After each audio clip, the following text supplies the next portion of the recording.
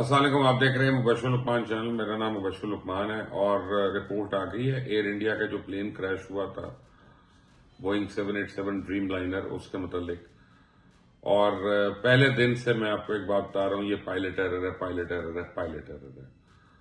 और pilot error तो आ गया सामने उसमें, लेकिन उसमें एक बड़ा सीरियस इशू भी है और वो इशू इंडियन अथॉरिटीज छुपा रही है, सारों से छुपा रही है। वो क्या है मैं उसके मुतालिक भी आपको बताऊंगा, लेकिन पहले आपको उस प्लेन के बारे में बता दूं जो अहमदाबाद एयरपोर्ट से टेक ऑफ हुआ और टेक ऑफ होने के तकरीबन 45 सेकंड के अंदर अंदर वो आबादी पे गिर गया। वहां पे उसने काफी डॉक्टर्स को भी मार दिया, 19 के करीब। 241 पैसेंजर्स उसके अपने पायलट और क्रू जो है इंक्लूड होके वो उसमें जहां बहक हो गए। एक पैसेंजर जो था वो बच गया, वो भी एक बड़ा मिरेकुलस एस्केप है उसकी। वो कैसे बचा उससे बात करेंगे। लेकिन हो क्या रहा है कि पहले दिन जब आप उस जहाज की फुटेज देखते हैं तो वो बड़े आराम से टेक ऑफ हो रहा है, उसने फुल थ्रस्ट ली हुई है। और अब जो उसकी रिपोर्ट आई है वो ये कि 180 नॉट्स पे उसने टेक ऑफ किया, जो उसकी मैक्सिमम टेक ऑफ स्पीड है। तो अब आप उस प्लेन को गौर से देखिएगा कि रनवे पे जब वो आया तो उसने फुल रनवे यूज किया, बिल्कुल अपने एक एंड से वो शुरू हुआ और रनवे के दूसरे एंड तक वो गया और एंड पे जाके उसने टेक ऑफ किया। अगर आप ये वीडियो देखेंगे तो आपको रनवे के एंड में मिट्टी भी उड़ती हुई नजर आएगी, धूल उड़ती हुई नजर आएगी। और नॉर्मली जहाज इतनी दूर जाते नहीं है, वो रनवे के ऊपर ही पहले टेक ऑफ कर लेते हैं, लेकिन इसने पायलट ने पूरा रनवे यूज किया। उसका शायद पे लोड ज्यादा था, उसने लोड ज्यादा कैरी कर रहा था, वॉटेवर गर्मी का टाइम था, हीट थी, और तो वो उसने उसको मैक्सिमम स्पीड दी और टेक ऑफ कर लिया। लेकिन जो फनी बात थी उसमें, या फनी तो नहीं कहना चाहिए, जो गलत बात थी कि अभी तक उसकी फ्लैप्स की पोजीशन एसरटेन नहीं हो रही कि उसने फ्लैप्स लिए हुए थे कि नहीं लिए हुए थे। अगर लिए हुए थे तो जब वो टेक ऑफ हुआ तो उसके यानी चंद सेकंड के बाद उसको लैंडिंग गियर को उठाना था। लैंडिंग गियर उसका वहीं पे रहा, उससे उसकी ड्रैग बढ़ती रही। और पहले हम सबका ये ख्याल था कि शायद को पायलट ने गलती से लैंडिंग गियर को अप नहीं किया, फ्लैप्स को अप कर दिया और फ्लैप्स उसके बंद हो गए और वो उसकी स्टॉल बन गई सिचुएशन।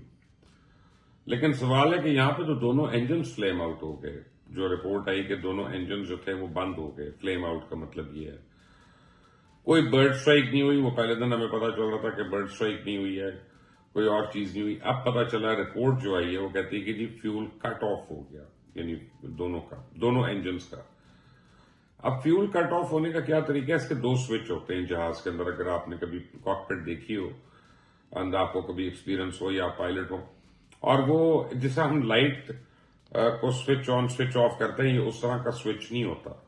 ये एक लीवर है जिसको हाथ से पकड़ के उसको खींचना पड़ता है बाहर, और फिर आप उसको ऊपर करते हैं। उसमें स्प्रिंग लगी होती है और उसको छोड़ते हैं तो वो अपनी पोजीशन में जाता है। इसी तरह जब आपने उसको कट ऑफ करना है तो आप उसको पुल करेंगे, लीवर को, स्प्रिंग को नीचे करेंगे और उसको छोड़ेंगे, फिर वो अपनी जगह पे आएगा और इंजन बंद हो जाएगा।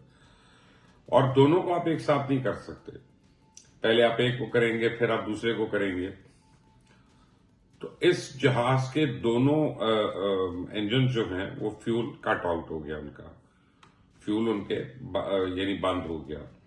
और जो CVRI है, कॉकपिट वॉइस रिकॉर्डर का डेटा सामने आया, उनमें एक कप्तान ने यानी पायलट ने दूसरे पायलट से सवाल किया है कि why did you cut of the fuel? तो उसने कहा आई डिड नॉट। अब ये नहीं मुझे पता कि वो कैप्टन कह रहा है, वो फर्स्ट ऑफिसर कह रहा है, बट दोनों में से एक जो है दूसरे से सवाल कर रहा है और दूसरा जो है उसको जवाब दे रहा है कि मैंने नहीं किया। और एक बड़ा एक सीरियस इशू है, और सीरियस इशू जो है इसके एक बैकग्राउंड है, वो मैं आपको बताता हूं। उसके बाद आप देखें उसके फ्लैप्स बंद है, उसका लैंडिंग गियर डाउन है, फ्यूल जब बंद हुआ तो दोनों इंजन बंद हो गए। दैट इज द रीजन कि उसका रैड डिप्लॉय हो गया। जो नीचे आप छोटी सी उसकी देखते हैं एक विंड टर्बाइन जो ऑल्टरनेट पावर उसको दे रहा है, या कम्युनिकेशंस को या इंजन को, वो ऑटोमेटिकली डिप्लॉय हो गया।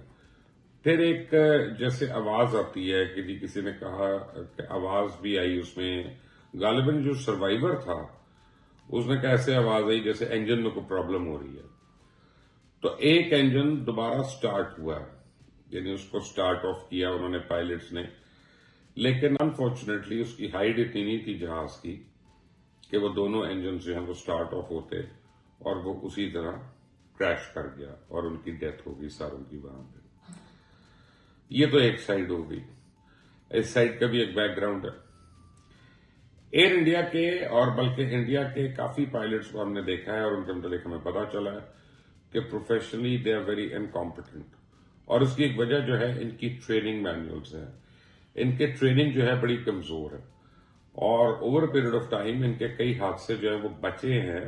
उस वजह से ये सारी चीजें जो है इनके ऊपर मट्टी डालना आसान हो जाता है इनके लिए, लेकिन जो इनकी रेगुलेटिंग अथॉरिटी है वो इंतहाई करप्ट अथॉरिटी है और वो ये नहीं उसके मतलब खुद उनके पायलट्स आपको बताते हैं, हमने क्या बताना।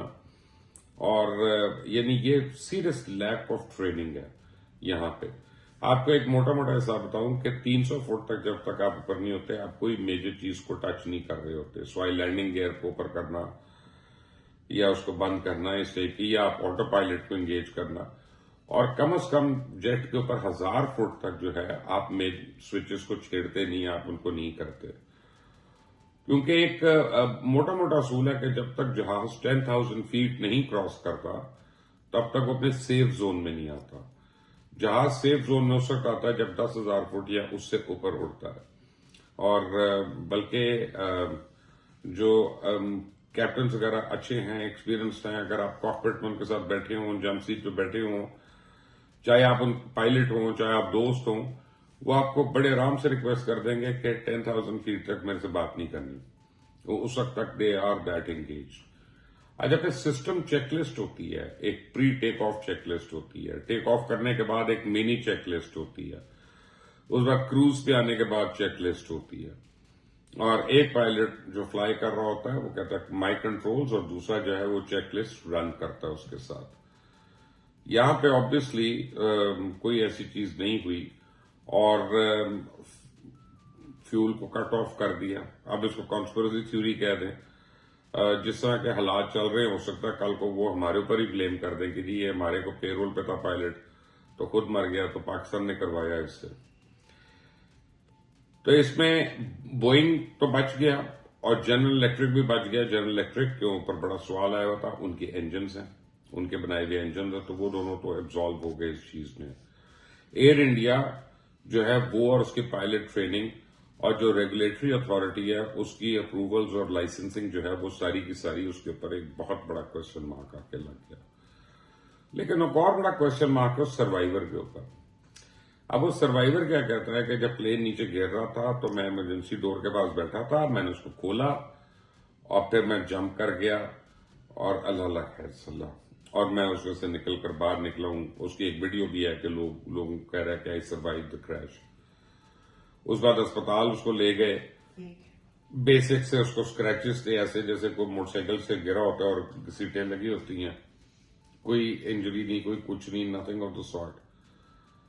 अब मैं आपको एक बात बताऊं कि और ये हर कप्तान मेरी इस बात से एग्री करेगा, हर एयर होस्टेस, हर स्टूवर्ड जो कभी उसने एक वाइड बॉडी प्लेन में फ्लाई किया है कि ये इमरजेंसी एग्जिट एक आम आदमी खोल नहीं सकता ऐसे।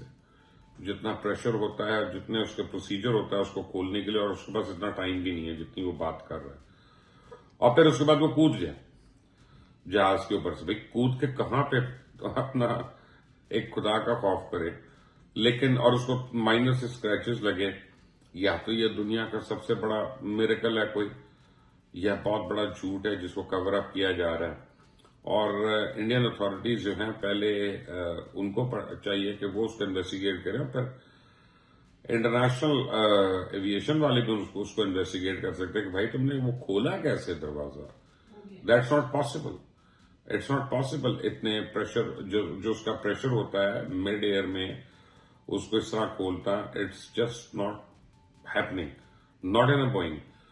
तो ये दोनों चीजें जो हैं एड अप नहीं हो रही यहां पे। लेकिन एक चीज जो हमें समझ आ गई वो ये कि इंडियन एयरलाइंस के जो पायलट्स हैं उनकी ट्रेनिंग जो है बहुत ही लिमिटेड है और उनकी ट्रेनिंग जो है वो नाकाफी है, स्पेशली पैसेंजर्स को ले जाने के लिए। तो मैं तो एडवाइस करूंगा, अगर आप इंडियन और आप ये वीडियो देख रहे हैं कहीं पे बैठे हुए, तो प्लीज एयर इंडिया में बिल्कुल मत फ्लाई करें जब तक आपको यकीन नहीं हो जाता कि उनके जो पायलट्स हैं they are adequately trained and they follow a certain procedure, जो एक इंटरनेशनल प्रोसीजर है। मसलन मैं अगर पाकिस्तान में जहाज उड़ाता हूँ, लाहौर में जहाज उड़ाता हूँ, और कोई आदमी सैन फ्रांसिस्को में कमर्शियल जहाज उड़ाता है, तो आप ट्रस्ट करें मेरी बात के, दोनों के लिए प्रोसीजर्स वही हैं और लाजमी है कि हर एक जो है अपने प्रोसीजर्स को फॉलो करे। यहां पे ऑब्वियसली एक तो प्रोसीजर्स को फॉलो नहीं किया गया, और दूसरा ये कि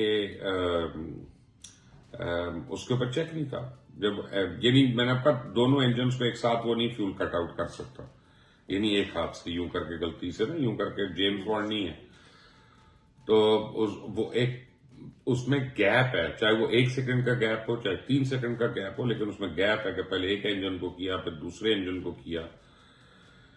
अभी सब कुछ समझ आता है कि आपने गलती से स्विच को हाथ लगा दिया, आपने गलती से स्विच को हाथ लगा दिया, लेकिन इंजन को कट ऑफ करने का ये आपने कैसे हाथ लगा दिया, और उसको आपने पूरा एग्जीक्यूट किया उसको, और उसके बाद दूसरे को पता भी नहीं चल रहा। उसको जब पता चला उसने कहा why did you cut off the fuel, उसने कहा I did not.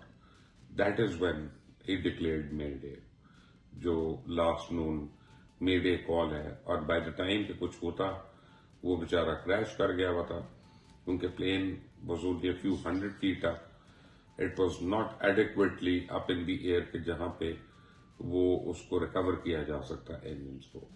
A very sad incident, a very tragic incident, but speaks volumes of the pilot training of Indian Airlines and Air India especially.